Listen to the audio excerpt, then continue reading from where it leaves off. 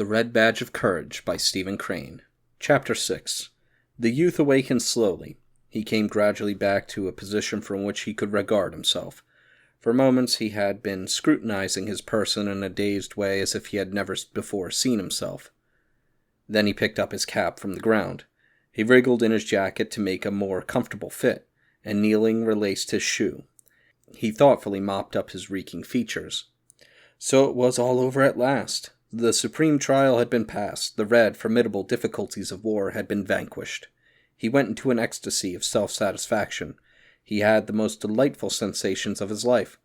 Standing as if apart from himself, he viewed that last scene. He perceived that the man who had fought thus was magnificent. He felt that he was a fine fellow.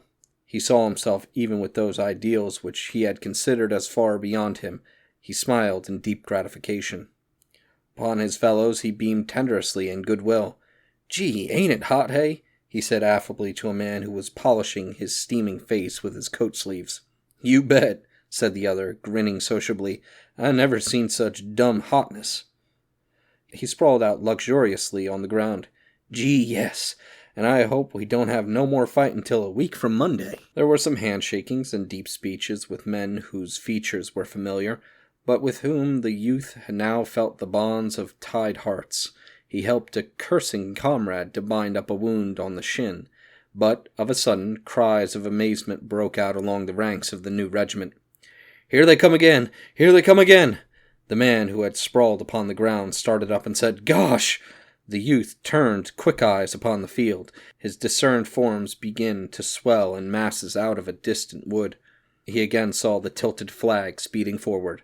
The shells, which had ceased to trouble the regiment for a time, came swirling again, and exploded in the grass or among the leaves of the trees. They looked to be strange war flowers bursting into fierce bloom. The men groaned. The luster faded from their eyes. Their smudged countenances now expressed a profound dejection. They moved their stiffened bodies slowly, and watched in sullen mood the frantic approach of the enemy. The slaves toiling in the temple of this god began to feel rebellion at his harsh tasks. They fretted and complained each to each. "Oh, say, this is too much of a good thing.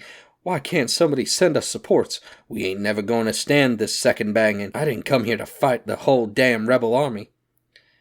There was one who raised a doleful cry. "I wish Bill Smithers had trod on my hand, instead of me treading on his'n." The sore joints of the regiment creaked as it painfully floundered into position to repulse. The youth stared. Surely, he thought, this impossible thing was not about to happen. He waited as if he expected the enemy to suddenly stop, apologize, and retire bowing. It was all a mistake. But the firing began somewhere on the regimental line and ripped along in both directions. The level sheets of flame developed great clouds of smoke that tumbled and tossed in the mild wind near the ground for a moment, and then rolled through the ranks as though a gate. The clouds were tinged an earth-like yellow in the sun rays, and in the shadow were a sorry blue. The flag was sometimes eaten and lost in this mass of vapor, but more often it projected, sun-touched, resplendent. In the youth's eyes there came a look that one can see in the orbs of a jaded horse. His neck was quivering with nervous weakness, and the muscles of his arms felt numb and bloodless. His hands, too, seemed large and awkward, as if he was wearing invisible mittens, and there was a great uncertainty about his knee-joints. The words that comrades had uttered previous to the firing began to recur to him. "Oh, say, this is too much of a good thing. What do they take us for? Why don't they send supports? I didn't come here to fight the whole damned rebel army." He began to exaggerate the endurance, the skill, and the valor of those who were coming. Himself, reeling from exhaustion, he was astonished beyond measure at such persistency. They must be machines of steel. It was very gloomy struggling against such affairs, wound up perhaps to fight until sundown. He slowly lifted his rifle, and catching a glimpse of the thick-spread field, he blazed at a cantering cluster. He stopped then, and began to peer as best he could through the smoke. He caught changing views of the ground, covered with men who were all running like pursued imps, and yelling. To the youth it was an onslaught of redoubtable dragons. He became like a man who lost his legs at the approach of the red and green monster. He waited in a sort of horrified, listening attitude.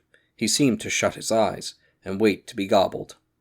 A man near him who up to this time had been working feverishly at his rifle suddenly stopped and ran with howls. A lad whose face had borne an expression of exalted courage, the majesty of he who dares give his life, was, at an instant, smitten abject. He blanched like one who had come to the edge of a cliff at midnight and is suddenly made aware.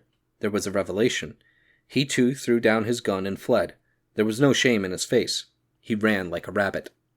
Others began to scamper away through the smoke. The youth turned his head, shaken from his trance by his movement, as if the regiment was leaving him behind. He saw the few fleeting forms. He yelled them with fright and swung about. For a moment, in the great clamor, he was like a proverbial chicken. He lost the direction of safety. Destruction threatened him from all points. Directly he began to speed toward the rear in great leaps. His rifle and cap were won. His unbuttoned coat bulged in the wind. The flap of his cartridge box bobbed wildly, and his canteen, by its slender cord, swung out behind. On his face was all the horror of those things which he imagined. The lieutenant sprang forward bawling. The youth saw his features wrathfully red, and saw him make a dab with his sword. His one thought of the incident was that the lieutenant was a peculiar creature to feel interested in such matters upon this occasion. He ran like a blind man. 2 or 3 times he fell down. Once he knocked his shoulder so heavily against a tree that he went headlong. Once he had turned his back upon the fight, his fears had been wondrously magnified. Death about to thrust him between the shoulder blades was far more dreadful than death about to smite him between the eyes. When he thought of it later, he convinced the impression that it is better to view the appalling than to be merely within hearing. The noises of the battle were like stones. He believed himself liable to be crushed. As he ran on, he mingled with others. He dimly saw men on his right and on his left, and he heard footsteps behind him. He thought that all the regiment was fleeing, pursued by these ominous crashes. In his flight, the sound of the following footsteps gave him his one meager relief. He felt vaguely that death must make a first choice of the men who were nearest. The initial morsels for the dragons would be then those who were following him. So he displayed the zeal of an insane sprinter and his purpose to keep them in the rear. There was a race. As he, leading, went across a little field, he found himself in a region of shells. They hurtled over his head with long, wild screams. As he listened, he imagined them to have rows of cruel teeth that grinned at him. Once one lit before him, and the livid lightning of the explosion effectually barred the way in his chosen direction. He groveled on the ground, and then springing up, went careening off through some bushes. He experienced a thrill of amazement when he came within view of a battery in action. The men there seemed to be in conventional moods, altogether unaware of the impending annihilation. The battery was disputing with a distant antagonist, and the gunners were wrapped in admiration of their shooting. They were continually bending and coaxing postures over the guns. They seemed to be patting them on the back and encouraging them with words.